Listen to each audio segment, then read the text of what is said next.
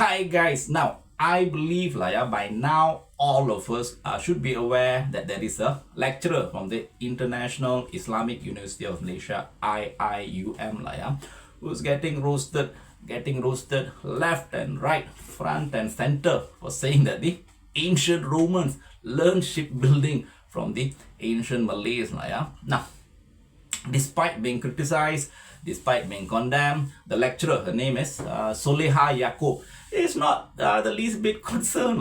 Today, she doubled down on a claim and insisted that she is absolutely correct, that she is absolutely right, that she's being factual, that she's speaking the truth, that if you're doubting her, it's you that is at fault. She's basically doubling down on a claim. Now, personally, I think that Solehah deserves every bit of the backlash that she's getting, but not for the reason that most people think. In terms of content, I don't actually see anything wrong with what Solehah said.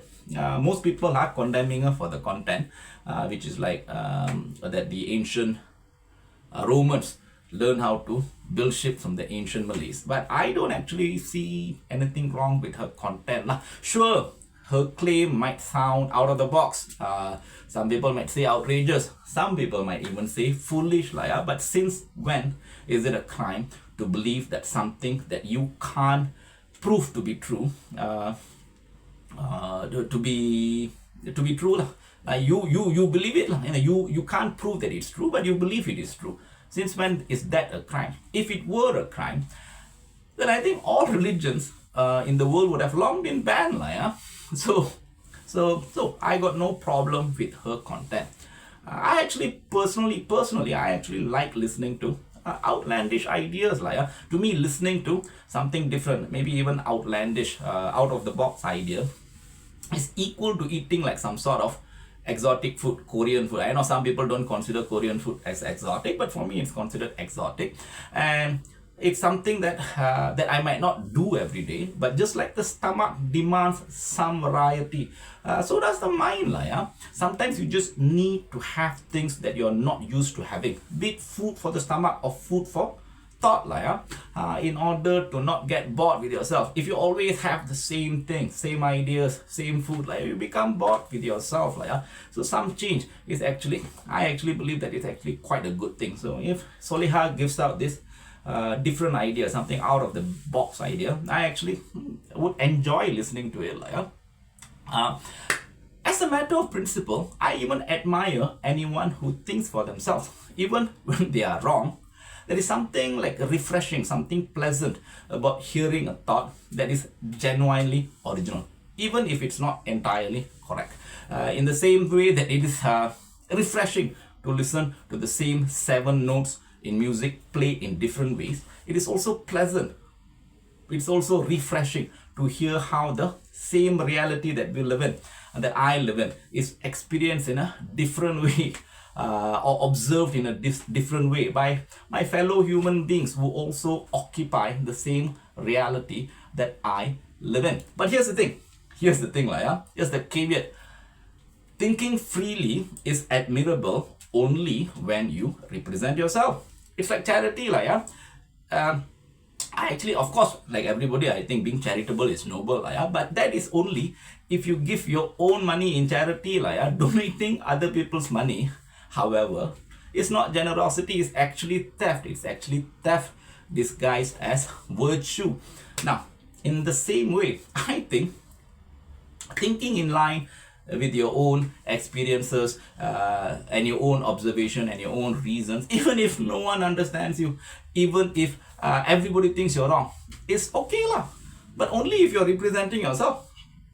If you're representing an institution, on the other hand, I think you should have some sense of responsibility and restrain yourself from speaking too freely on the authority and the platform that the institution you are serving is providing you.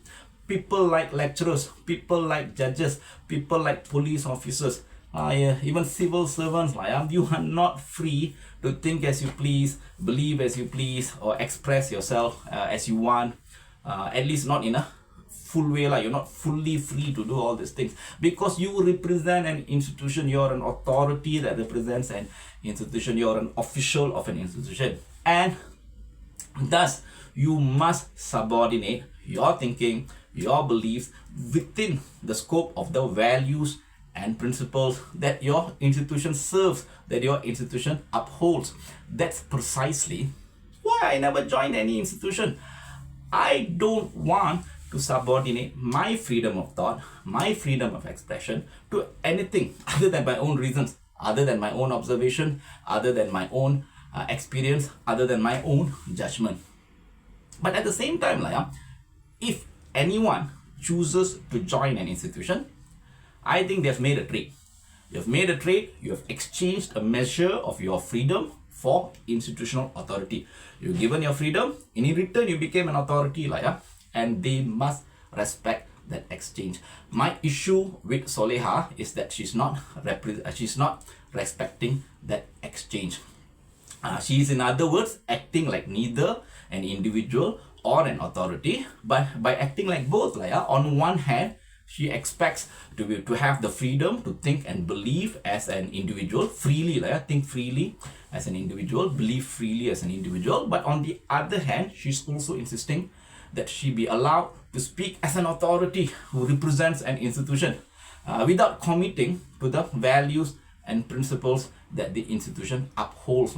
If she wants to be either one, I think that's fine. You want to be individual or you want to be authority, choose one. You can't be both, or you can't have your cake and eat it too. But it's the fact that she is being neither and both at the same time that I find to be egregious and also distasteful. Now, if you're going to use the name of an institution, something built by others, funded by others, something that is trusted by the public, something that has a sacred responsibility to the civilization, to humanity, something that other officials in the institution also depend on to serve in their role as an authority, to promote your beliefs, your fantasies, even to the point that you debase the authority of the institution and everyone who serves in it. I think you are just being irresponsible. You are in a way committing a kind of intellectual blasphemy by taking something sacred and misusing it for yourself. Blasphemy to me is not really about insulting God. In religious context, it's about insulting God. But for me, it's just about it's about you borrowing an authority of a sacred institution, like a university, which has a duty to uphold knowledge, to uphold the pursuit of truth, to serve for the sake of humanity, for the sake of civilization. The universities have the sacred duty, and for you to betray the sacred trust that the institution like a university has given to you, to speak in a manner that debases in the institution as well as its goal and its value, I think that's basically blasphemy. Now, in the old days, the punishment for blasphemy is actually death. In the old days, if somebody accuses somebody of being blasphemous towards their religion, the punishment tends to be death. But in modern times, of course, we don't expect this sort of things. I think in modern times, it is enough if somebody commits some things like intellectual blasphemy. It's enough that either they are urged to resign, or they are fired from their position by the institution itself. After all, think about it. If the institution is truly committed to its values, to its principles, to its goal, why is it letting someone who is clearly unwilling or unable to uphold its values, its principles, to represent it? Why? And for Solehah, she really cannot, or is really unwilling to commit to the values that the university is upholding.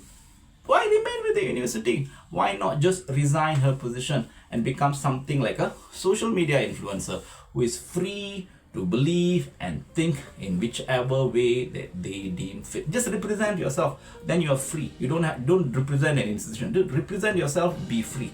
But if you're going to represent an institution and be an authority, have some restraint, have some sense of responsibility.